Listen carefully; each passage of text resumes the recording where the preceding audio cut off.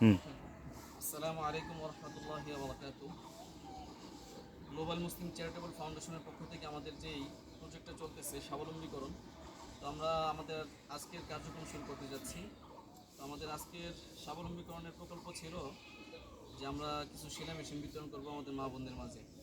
তো এখন প্রথমে যিনি মেশিন গ্রহণ করবেন মোসাম্মদ মাজেদা বেগম, মোহাম্মদ মহিমা আক্তার, বুশরা, ইভা, লামিয়া আক্তার, শারমিন বেগম, হাসিনা বেগম, রাবেয়া আক্তার।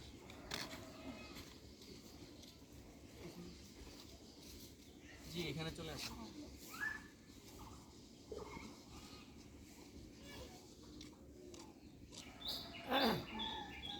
ঠিক আছে।